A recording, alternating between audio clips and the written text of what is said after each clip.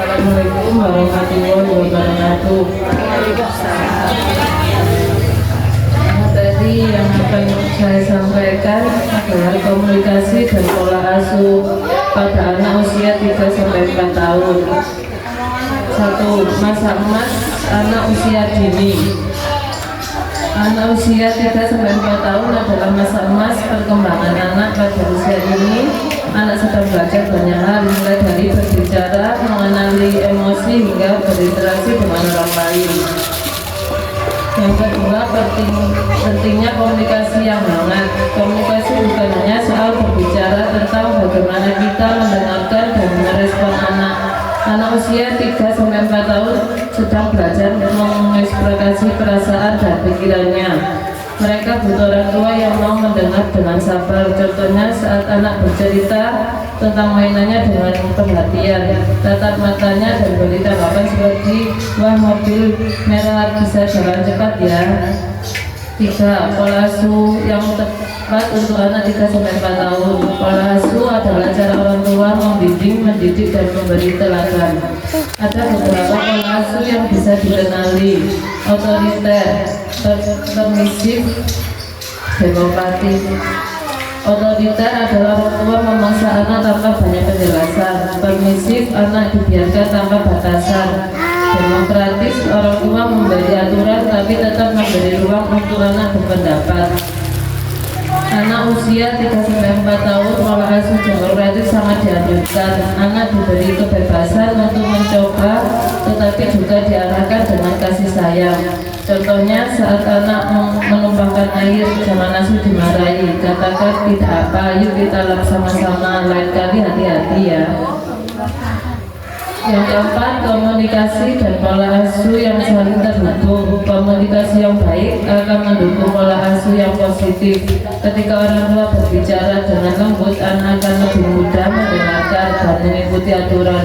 Sebaliknya, jika komunikasi penuh amarah, anak bisa menjadi takut atau melawan. Tips praktis untuk orang tua: gunakan bahasa sederhana dan penuh kasih. Dengarkan anak tanpa memotong pembicaraannya. Hargai setiap usaha anak sekecil apapun. Tunjukkan kasih sayang lewat sentuhan dan pujian positif. Jadilah contoh anak belajar bukan dari nasihat tapi dari mudah orang tuanya. Motivasi.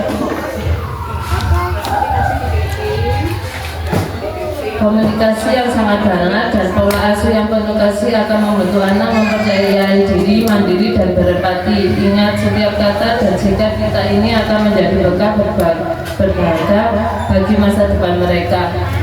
Terima kasih.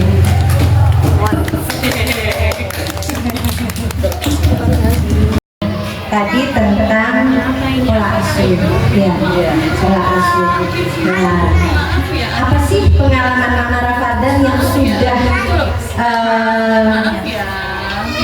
yang dirasakan sehingga kemudian kok tidak sampai materi ini aja, gitu kan? Jelasnya ini pasti ada pengalaman tuh, gitu. Mungkin bisa diceritakan ke kita.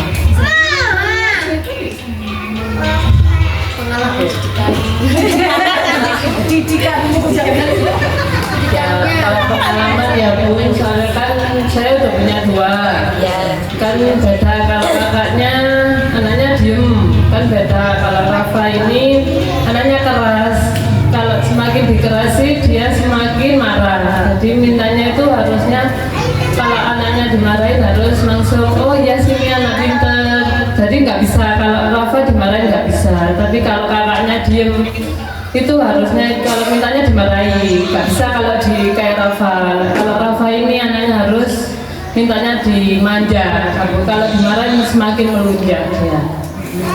Jadi mintanya itu yang halus, walaupun dia salah, kalau langsung bentak mesti tambah marah. Nggak bisa. Siapapun yang marahin mesti harus, "Oh enggak, Rafa nggak nakal sini." Harus dikasih yang halus, nggak bisa dikerasi. Kalau Rafa itu gitu. Jadi kita harus bisa mengerti anaknya, oh maunya ini. Jadi kalau semakin dimarahi dia semakin marah terus, nggak mau diem, malah nangis. Tapi kalau oh sini anak pinter, dia langsung oh iya aku gini. Nggak yang kalau semakin dimarahi dia bilang nggak mau mama ini mama itu. Makanya walaupun mau minta apa aja harus apa yang dimau, jadi harus mengerti. Oh berarti anaknya nggak mau begini. Harus jelaskan secara pelan-pelan. Kalau dikerasin malah nggak mengerti, tambah marah. Walaupun mau sekolah, kalau udah anaknya marah, jadi udah nggak mau. Harus pelan-pelan. Tapi nanti kalau udah semua berangkat minta ke sekolah, ya harus sabar lah mamanya menghadapi rasa yang seperti itu. Harus sabar sekali. Seberapa kental sahabat yang disajikan oleh Mama Rafa tadi, ada nggak menurut Mama Rafa itu tadi, kok ini nggak berhasil ya, kayaknya yang ini nggak berhasil, aku berarti harus berbuat sesuatu yang lain, itu ada nggak? Ya dapat itu. Dan dia marah, terus kok semakin marah, terus aku diem. Terus aja, Rafa mau apa? Jadi langsung ditanya, Rafa mintanya apa? Mama nakal, iya mama marah. Jadi harus yang nanya saya, walaupun marah sama siapa aja, jadi mama yang oh Rafa nggak boleh gini.